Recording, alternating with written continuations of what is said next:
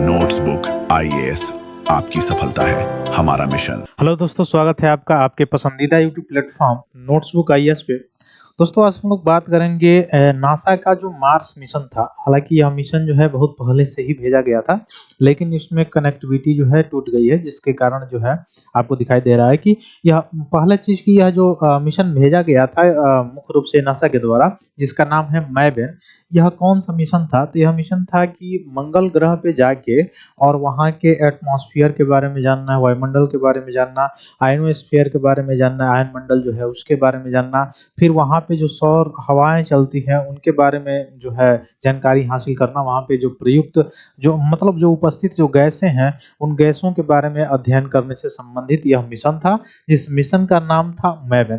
तो आपको प्रीलिम्स में पूछा जा सकता है आपसे डायरेक्ट कि मैवेन मिशन निम्न में से किस मुख्य रूप से स्पेस सैटेलाइट के तहत जो है वह मुख्य रूप से किया गया था। तो इसके द्वारा नासा के द्वारा यह भी पूछा जा सकता है कि यह इसका उद्देश्य क्या था। तो उद्देश्य से रिलेटेड आप यही मतलब जो मैंने अभी बताया है कि मार्स मिशन था एक तरह का, यानी मंगल ग्रह है उसी पे भेजा गया था, जिसमें आपने बताया कि जो मंगल ग्रह पर इसको भेजा गया था किस कारण से भेजा गया था, क्योंकि वहाँ के एटमॉस्फेयर जो वायुमंडल है उसके स्टडी करना और आयन मंडल से संबंधित जो भी स्टडी है उसको करने के लिए मुख्य रूप से इसको भेजा गया था। ठीक ना? तो इसके बारे में हम लोग जानेंगे, यही जानेंगे, लेकिन ये भी जानेंगे हमारा सौर सिस्टम कैसे है।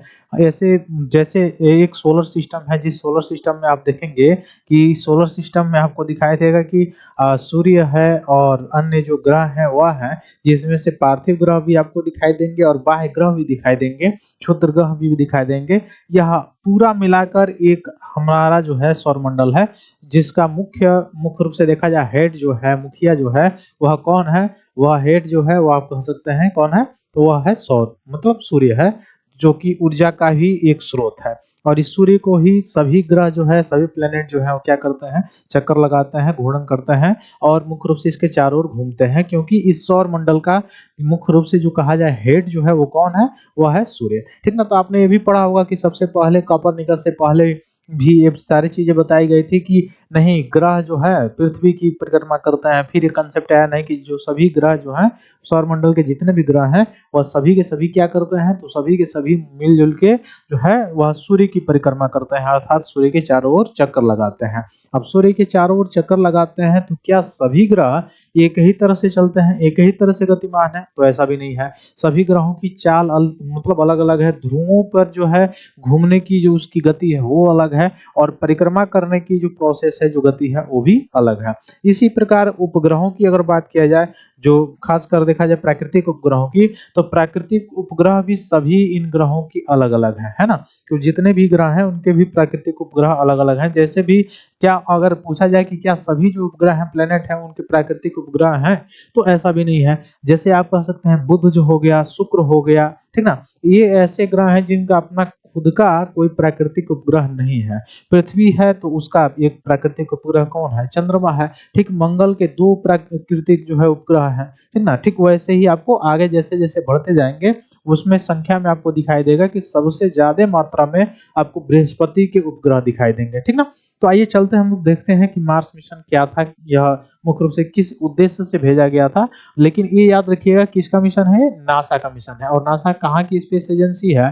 तो यह स्पेस एजेंसी है अमेरिका अर्थात यूएसए की। ठीक वैसे ही अगर आपसे पूछा जाए, जैसे प्रीलिम्स में एक बार पूछ लिया गया था, यूपीपीसीएस में भी पूछा गया है, मैच द फॉलोइंग में, जैक्सा जो है वह कहाँ की मुख्य रूप से कहा जाए कहाँ की जो है स्पेस एजेंसी है? तो कहाँ की है? जापान की है, ठीक ना। तो जापान की स्पेस एजेंसी का नाम जो है वो जैक्सा है। ठीक वैसे ही यूरोपियन यूनियंस में आप कह सकते हैं, जो यूरोपियन यूनियंस की जो है एजेंसी है ना। ठीक वैसे ही भारत का जो है उसका क्या नाम है? इसरो है ना। तो रसिया का भी है, रॉसकॉस्मोस आप कह सकते हैं, जो किसका है? रसिया का है। तो अलग अलग देशों के द्वारा जो है आपको दिखाई देगा कि स्पेस एजेंसी है।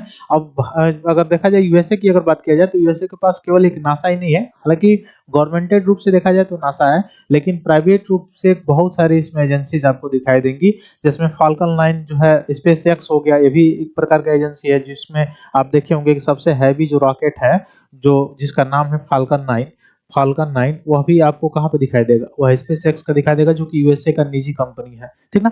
ठीक वैसे ही आप देखेंगे यूरोपियन यूनियंस का जो है एरियन 5, एरियन 6 करके है, ठीक है। ठीक भारत का अगर देखा जाए इसरो का, तो आप देख सकते हैं एलबीएम जो है 3 है, एलबीएम 3 करके है। अब यही एलबीएम 3 का अगला उपयोग आप देखेंगे, अभी कुछ समय पहले सीईओएस करके ऑर्बिटल मुख्य रूप से सैटेलाइट छोड़ने में किया गया था, और इसी उपग्रह का मुख्य रूप से इसी व्हीकल का प्रयोग किया जाएगा। कहाँ पे?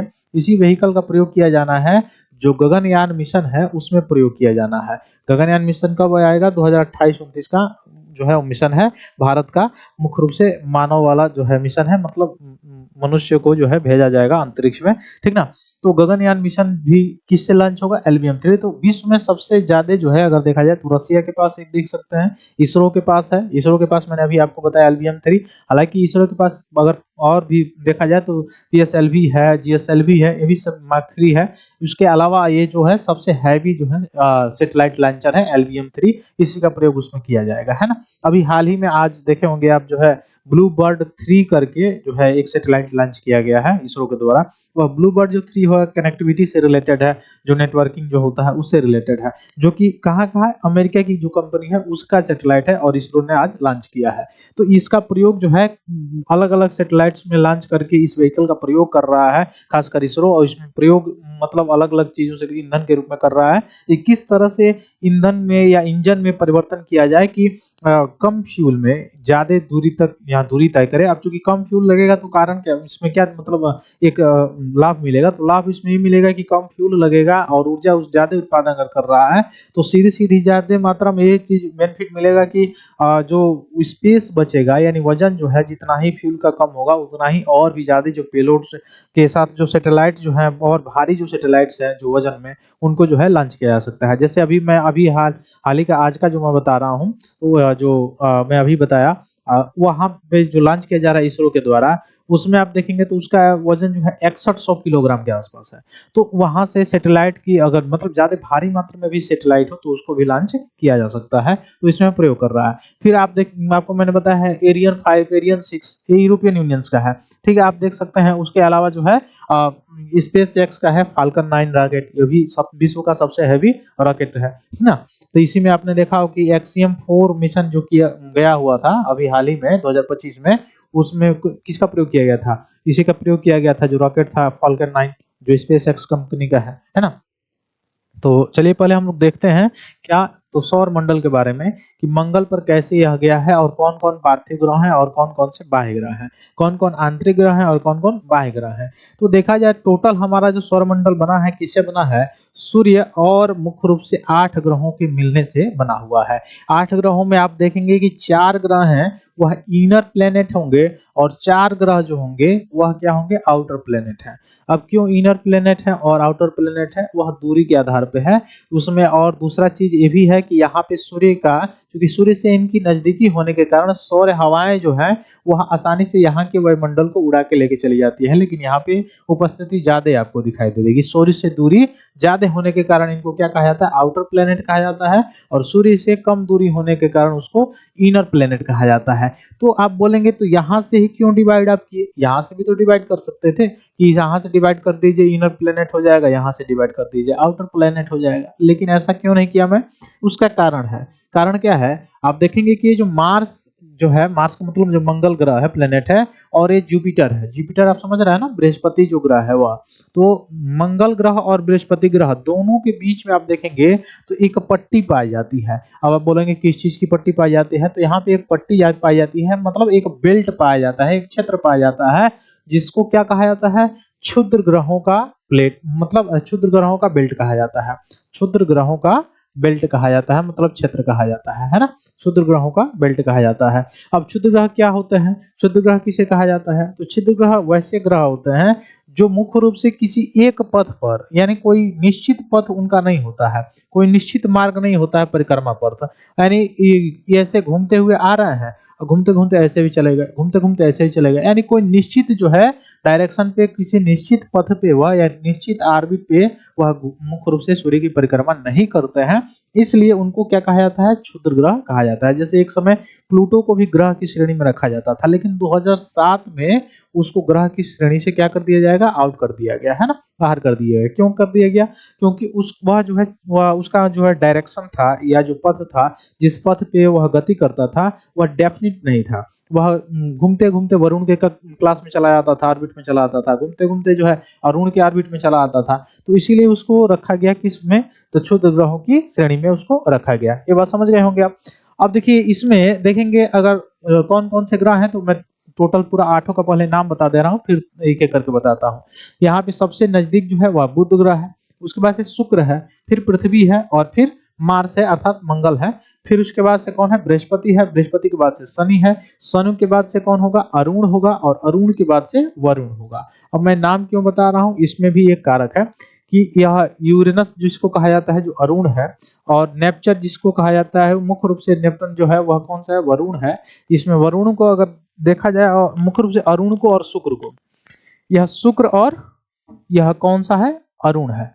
यह दो ऐसे प्लेनेट हैं सोलर सिस्टम में जो उल्टा घूमते हैं, अपने धुरी पे उल्टा घूमते हैं। उल्टा घूमने का मतलब क्या हुआ कि सभी ग्रह जो है वेस्ट टू ईस्ट घूमते हैं, मतलब अपन अक्ष पे वेस्ट टू ईस्ट घूमते हैं सभी ग्रह। पृथ्वी भी, हमारी पृथ्वी भी जो घूमती है वो कैसे घूमती है, वेस्ट टू ईस्ट घूमती है, पश्चिम से पूर्व घूमती है, अपने धुरी पे अपने अक्ष पे पश्चिम से पूर्व घूमती है। लेकिन दो ऐसे ग्रह हैं, दो ऐसे ग्रह कौन कौन से हैं, एक शुक्र हो गया और एक कौन सा हो गया, अरुण हो गया। यह दो ऐसे ग्रह हैं जो उल्टे घूमते हैं, अर्थात विपरीत दिशाओं में घूमते हैं, अर्थात ईस्ट से वेस्ट घूमते हैं। ठीक है, तो ये याद रखिएगा, ईस्ट से वेस्ट जो घूमते हैं वो कौन, दो ग्रह हैं मुख्य रूप से, कौन ग्रह हैं, एक शुक्र होगा और एक कौन सा होगा, अरुण होगा। ठीक ना, तो यह दो ग्रह जो है उल्टे घूमते हैं। अब दूसरा फैक्ट क्या है, इसमें से इनर जो है प्लेनेट कौन कौन से हैं, तो बुध है, शुक्र है, पृथ्वी है, कौन सा है, मंगल है। आउटर प्लेनेट कौन सा है, तो बृहस्पति है, शनि है, अरुण है और वरुण है, ये आउटर प्लेनेट है। उसके बाद से देखा जाए सबसे ज्यादा प्राकृतिक उपग्रहों की संख्या किसके पास है, तो वह शनि के पास है। एक छल्ला भी पाया जाता है इसके पास, शनि के पास है ना, चारों ओर। उसके बाद से देखा जाए कि सबसे कम देखा जाए कि उपग्रह, नेचुरल उपग्रह, ऐसे मतलब कृत्रिम सैटेलाइट की बात नहीं किया जा रहा है, मतलब नेचुरल जो सैटेलाइट है उसकी बात किया जा रहा है। तो सबसे कम किसके पास है, तो वह बुध के पास है और शुक्र के पास है ना। बुध और शुक्र के पास है कितना, 0 है, बिल्कुल ही 0 है दोनों के पास। अब इसमें देखिए, ये शुक्र को क्या कहा जाता है, भोर का तारा भी कहा जाता है। ठीक ना, शुक्र को भोर का तारा कहा जाता है। ठीक है, या सांझ का तारा भी इसको कहा जाता है, और पृथ्वी का जुड़ा बहन भी कहा जाता है। इसका एटमॉस्फेयर जो बना हुआ है किसका बना हुआ है, H2SO4 का बना हुआ है। अब H2SO4 क्या होता है, तो रसायन विज्ञान में आपने पढ़ा होगा, जो कांक सल्फ्यूरिक एसिड होता है उसी को H2SO4 कहा जाता है, और उसी का एटमॉस्फेयर बना हुआ है किसका, तो एटमॉस्फेयर बना हुआ है या मुख्य रूप से किसका, तो वह शुक्र का एटमॉस्फेयर बना हुआ था। तो शुक्र का एटमॉस्फेयर जो बना हुआ है यह मुख्यतः किससे बना हुआ है, तो वह सांद्र सल्फ्यूरिक अम्ल के मुख्य रूप से इस रसायन से बना हुआ है ना। उसके बाद से देखा जाए कि सबसे ज्यादा मात्रा में, सबसे पहले अगर सूर्य की परिक्रमा कोई करता होगा तो कौन करता होगा, तो वह करता होगा बुध। क्यों करता होगा, क्योंकि सूर्य से बिल्कुल ही इसका ऑर्बिट पास में है। तो ऑर्बिट पास में है तो लाजमी है कि डिस्टेंस भी ऑटोमेटिक क्या हो जाएगा, माइनस हो जाएगा, नहीं घट जाएगा। तो डिस्टेंस जब घट जाएगा तो आसानी से कम समय में क्या कर सकता है, यह परिक्रमा कर सकता है। तो सबसे फास्ट जो परिक्रमा करता है, मतलब सबसे फास्ट करने का मतलब यह है कि सबसे पहले सूर्य की जो परिक्रमा करता है, सबसे कम दिन में जो सूर्य की परिक्रमा करता है वह कौन है, तो वह आपका है मुख्य रूप से कौन सा ग्रह, यह बुध ग्रह है ना। उसके बाद से देखा जाए कि सबसे ज्यादा समय में अगर पूछा जाए कि सबसे ज्यादा समय में सूर्य की परिक्रमा कौन करता है, तो वो कौन करता है, वह करता है नेपच्यून, यानी मुख्य रूप से वरुण करता है ना। तो वरुण सबसे ज्यादा समय लगाता है, लाजमी है ज्यादा समय लगेगा। क्यों, क्योंकि इसका ऑर्बिट यहाँ पे है। देखिए ऑर्बिट यहाँ पे है तो यहाँ से वैसे ही इसकी बड़ी ऑर्बिट होगी, तो बड़ी ऑर्बिट होगी तो इसका पथ ऑटोमेटिक लंबा हो गया। तो पथ ऑटोमेटिक जब लंबा हो गया तो इसको अपनी दूरी तय करने में समय भी अपेक्षाकृत ज्यादा लगेंगे, है ना। तो सीधी बात है, अपेक्षाकृत समय ज्यादा लेंगे। टेम्परेचर अब बात किया जाए कि यहाँ पे कैसे पहुंचता होगा, लेकिन उतनी बड़ी मात्रा में टेम्परेचर नहीं पहुंचता होगा जितना पृथ्वी मार्स यहाँ तक पहुंचता है। ठीक है, अब यहाँ पे अब देखिए ऐसा ऐसे पूरे ब्रह्मांड में अगर बात किया जाए तो ऐसे बहुत सारे सौर मंडल हैं, ऐसे ऐसे बहुत सारी मंदाकिनियां हैं पूरे ब्रह्मांड में। तो ब्रह्मांड का पूरा पहाड़ कोई पा नहीं पाएगा। ठीक है, पहला चीज। दूसरा चीज अगर देखा जाए कि इसमें पृथ्वी के बारे में मैंने बताया कि इसके पास एक जो है प्राकृतिक उपग्रह है, या और जो है मंगल के पास जो है 2 प्राकृतिक उपग्रह हैं और सबसे ज्यादा किसके पास है, शनि के पास है। उसके बाद से एक और जानकारी आप जान सकते हैं यहाँ से, वह कौन सा, कि पृथ्वी ही एक ऐसा ग्रह है जहाँ पे आपको जीवन दिखाई देता है, बाकी सभी ग्रहों पे अभी तक जो है रिसर्च ऐसे ही चल ही रहा है। तो मार्स मिशन आपने देखा था, मार्स पे सबसे ज्यादा आपको दिखाई देगा कि आयरन की आवश्यक मतलब आयरन की उपलब्धता ज्यादा है, जिसके कारण वहां उसका रंग जो है कैसा है, लाल है, ठीक ना, उसका रंग जो है किस तरह का है, लाल है, इसी के कारण। ठीक, तो यह जो पेटी है यहाँ से मैं बता रहा था, कौन सी पेटी है, क्षुद्र ग्रह की पेटी है, जो मुख्य रूप से इनर प्लेनेट और आउटर प्लेनेट को क्या करता है, 2 भागों में डिवाइड करने का काम करता है। इनर यानी 4 प्लेनेट थे, वो कौन से थे, इनर प्लेनेट थे, और 4 प्लेनेट जो है वो कौन से प्लेनेट, मुख्य रूप से प्लेनेट है, आउटर प्लेनेट है ना। इसमें अगर देखा जाए अपने धुरी पर सबसे तेज अगर कोई घूमता है, अपने धुरी पर मतलब अपने अक्ष पे मतलब 360 अंश घूम जाना, तो अपने धुरी पे सबसे तेज अगर कोई घूमता है तो वह एक ही है, वह कौन है, बृहस्पति। तो बृहस्पति जो है अपने धुरी पे सबसे तीव्र जो है घूमता है। अब अगर आपसे पूछूं मैं कि बृहस्पति जो है किस दिशा से किस दिशा में घूमता है, किस दिशा से किस दिशा में जो है घूमने का काम करता है, तो वह घूमने का काम करता है वेस्ट से ईस्ट, लाजमी बात है। केवल 2 ही ग्रहों को छोड़ के बाकी सभी जो है वेस्ट से ईस्ट ही घूमते हैं, ठीक है, तो इसमें कोई दिक्कत नहीं है। तो चलिए हम लोग देखते हैं, ये तो था पूरा सौरमंडल। अब सौरमंडल में आपने देखा कि अभी यहाँ पर ही इतना संघर्ष है, यहाँ पे इतना अंतरिक्ष का जो है कचरा अब इकट्ठा होने वाला है आने वाले समय में, ठीक ना, आने वाले 100 वर्षों में इतना बड़ा संघर्ष। जैसे एक समय था कि स्थल पे लड़ाई होती थी, उसके बाद से स्थल के बाद से आपने देखा कि समुद्र में लड़ाई होना शुरू हुआ, फिर वायु मार्ग से भी लड़ाई शुरू हो गया। आने वाले समय में देखिएगा कि यहाँ पे जो अंतरिक्ष स्टेशन होते हैं वहां पर भी कंपटीशन बढ़ जाएगा, ठीक है, ये सारी चीजें भी। तो यह जो अंतरिक्ष कचरा है उसको भी हटाने के लिए बहुत सारे प्रयास किए जा रहे हैं, ठीक ना, लेकिन देखते हैं फिर क्या होता है। तो क्या चीज था ये, कौन सा ऑर्बिट था, मैवेन मार्स ऑर्बिटर था, ठीक ना, याद रखिएगा, मैवेन मार्स ऑर्बिटर। यह नासा के द्वारा मुख्य रूप से स्पेस क्राफ्ट था जो मुख्य रूप से छोड़ा गया था वहां पे। और क्या किस लिए छोड़ा गया था, तो स्टडिंग करने के लिए, अध्ययन करने के लिए, जो रेड प्लेनेट है यानी जो मंगल ग्रह है वहां पे जो वायुमंडल कैसा है, या उसके बाद से ये देखने के लिए कि किस तरह से वहां पे मतलब आयनोस्फीयर किस तरह का काम करता है, हवाएं किस तरह का, वहां पे कौन कौन सी गैसें उपलब्ध हैं, इस सभी के अध्ययन के लिए वहां पे सारी चीजें छोड़ी गई थी, सैटेलाइट छोड़ा गया था। लेकिन अभी हाल ही में इसका संपर्क जो है टूट गया है, ठीक ना। तो लॉन्च किया गया था ये कब, तो याद रखिएगा नासा के द्वारा लॉन्च किया गया था 2013 से ही ये कार्य कर रहा था वहां पे, ठीक ना। मोवेन इंटर्न मार्स ऑर्बिट सितंबर, मार्स के ऑर्बिट में कब प्रवेश कर दिया था, 2014 में। तो ये लॉन्च हुआ था, याद रखिएगा, मेवेन जो है मुख्य रूप से जो नासा के द्वारा छोड़ा गया था कब, तो 2013 में ही लॉन्च किया गया था। 2014 में वह मंगल के ऑर्बिट में पहुंच चुका था। उसके बाद से यह कार्य करना अपना शुरू कर दिया था, एटमॉस्फेयर स्टडी जो है और जो आयनोस्फीयर की स्टडी है, जो वहाँ की हवाओं के बारे में, गैसों के बारे में स्टडी, ये सभी शुरू कर दिया गया था इसके द्वारा। लेकिन हाल ही में अभी इसी दिसंबर में 2025 में इसका संपर्क जो है आपको दिखाई दिया, यह संपर्क जो है टूटता हुआ दिखाई दे रहा है। तो यह संपर्क टूटा है, तो ऐसा नहीं कि पूर्णतः ये फेल हो गया है मिशन, ऐसा भी नहीं है, ठीक ना। तो बस किससे संबंधित था, तो याद रखिएगा जो गैसेस हैं उनको मेजर करना था, आयंस को मेजर करना था, सोलर विंड है कैसे चलती हैं, जो सौर हवाएं वहां पे, इसको मेजर करना था, मैग्नेटिक कैसा वहां पे है, चुंबकत्व किस तरह का है, इसको अध्ययन करना था, है ना।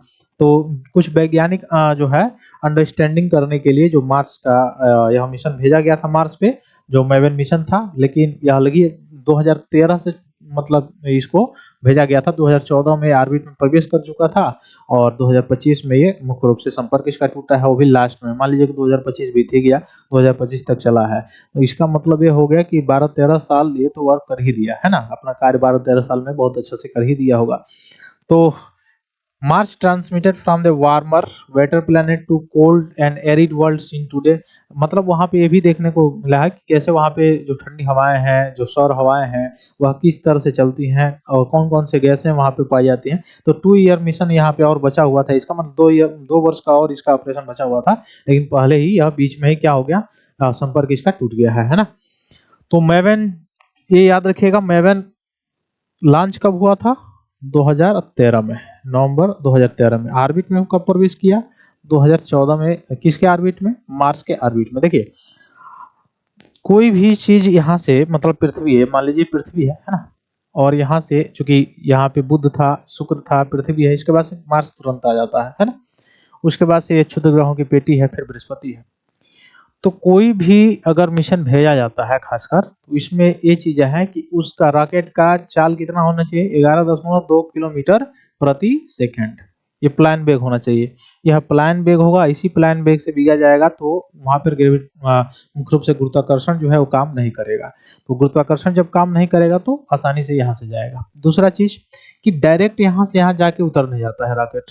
कैसे जाता है, तो यह पहले अपने ऑर्बिट में जाएगा, ठीक ना। पृथ्वी जिस ऑर्बिट में घूमती रहती है तो इस ऑर्बिट में जाएगा, फिर पृथ्वी के चक्कर लगाते लगाते इस ऑर्बिट को छोड़ेगा, और ऑर्बिट को छोड़ के फिर यहाँ पे जाएगा। अब यहाँ पे जाएगा तो इसके ऑर्बिट के संपर्क में आएगा ग्रेविटेशनल फोर्स के कारण, और उसके बाद से इसमें जाके इसके ऑर्बिट में घूमते घूमते तब उसके नीचे वायुमंडल के एटमॉस्फेरिक जो एरिया है वहां पे जाके तब उसके धरातल एरिया पर उतरने का काम करेगा। ये नहीं कि डायरेक्ट यहाँ से छोड़ दिया और यहाँ पे जाके उतर गया, ऐसा कुछ नहीं होता है, ठीक है। तो 15 दिसंबर को इसका नेटवर्क फेल हो गया था डिटेक्ट करने में, ठीक ना। तो अभी मैंने बताया है कि ये सारी चीजें समस्याएं थी जिसके कारण अभी संपर्क इसका टूट गया है। लेकिन अपना बहुत सारे जो है काम 12-13 सालों में बहुत सारा काम इसने किया है, बहुत सारे अध्ययन भी वहां पे किया गया है वैज्ञानिकों के द्वारा, वहां से जो भी चीजें हैं, ठीक ना। अब यहाँ पे ये याद रखिएगा कि कोई मानवीय मिशन ये नहीं था, ठीक ना। मानवीय मिशन का मतलब ऐसा मिशन होता है जिसमें मनुष्य खुद वहां पे जाता है, वैज्ञानिक खुद जाते हैं वहां पे रिसर्च करता है। तो कोई मानवीय मिशन नहीं था, सैटेलाइट के द्वारा ही भेजा गया था, वो उसी के रोवर्स के द्वारा और उसमें जो लगे हुए टेक्नोलॉजी है उसके द्वारा वहां की जो वायुमंडल है उसका अध्ययन करने के लिए यहीं से बैठे बैठे अध्ययन करना इसके लिए भेजा गया था, जिसका नाम क्या था, मैवेन था, है ना। तो मार्स एटमॉस्फेयर को इसका मुख्य रूप से स्पेस में क्या किया गया है, अध्ययन करने के लिए भेजा गया था, मैंने बताया ही आपको। फिर इसका यूज किया जाएगा, users deep space network for interplanetary communication जो है, इसके लिए आपको दिखाई देगा कि इसका यूज होता हुआ दिखाई देगा, है ना। तो ये चीजें याद रखिएगा। मैंने आपको ऑलरेडी पहले ही बता दिया कि यह कौन सा मिशन है। आपको अगर प्रीलिम्स में क्वेश्चन पूछेगा तो स्टेटमेंट वाइज अगर पूछता है तो उसमें ये पूछेगा कि यह मतलब अगर गलत पूछना हो तो इसरो उसमें डाल देगा नासा की जगह पे, या अगर नासा डाल रहा है तो यह मिशन को का नाम चेंज कर देगा, मिशन का नाम देगा, उद्देश्य जो है दूसरा दे देगा। अगर सही स्टेटमेंट दे रहा है तो इसका सही उद्देश्य देगा कि इसको मुख्य रूप से मार्स पे भेजा गया था और अध्ययन करने से संबंधित भेजा गया था। नहीं तो इसमें स्टेटमेंट चेंज करना हो उसे तो स्टेटमेंट चेंज भी कर सकता है कि मार्स पे तो भेजा गया था लेकिन वहां पे जल की उपस्थिति का पता लगाने के लिए भेजा गया था। अब स्टेटमेंट है, अगर आप अच्छे से नहीं पढ़े हैं तो उसको सही करके आ जाएंगे। तो जल की उपस्थिति के लिए यहाँ पे इसको रिसर्च करने के लिए इसको नहीं भेजा गया था, बल्कि वहां पे एटमॉस्फेयर के अंतर्गत क्या सौर हवाएं कैसे चलती हैं, कौन कौन सी गैसें हैं, वायुमंडल किस तरह का है, इस सभी चीजों का अध्ययन करने के लिए इसको वहां पे भेजा गया था। कहाँ पे, तो भेजा गया था मार्स पे, ठीक है। तो फिर मिलते हैं हम लोग अपनी अगली क्लास में, तब तक के लिए बहुत बहुत धन्यवाद दोस्तों, जय हिंद। हेलो दोस्तों, नोट्सबुक आईएएस आपकी सफलता है हमारा मिशन के तहत लाया है बेहतरीन टेस्ट सीरीज का कलेक्शन, जिसमें यूपीएससी और स्टेट पीसीएस के प्रीलिम्स और मेंस के टेस्ट सीरीज उपलब्ध है, वो भी लोएस्ट प्राइस में। तो आप आज ही अपनी सफलता की दिशा में आगे बढ़ने के लिए हमारे टेस्ट सीरीज सेंटर दिल्ली के मुखर्जी नगर और प्रयागराज के सिविल लाइंस के सेंटर पर जाकर टेस्ट सीरीज परचेज कर सकते हैं। आप अगर ऑनलाइन टेस्ट देना चाहते हैं तो आप डिस्क्रिप्शन में दिए गए लिंक द्वारा आप हमारे ऐप को प्ले स्टोर के माध्यम से डाउनलोड कर ऑनलाइन टेस्ट सीरीज परचेज करें और अपनी तैयारी को और मजबूत बनाएं। अन्य जानकारी के लिए आप दिए गए नंबर पर कॉल भी कर सकते हैं।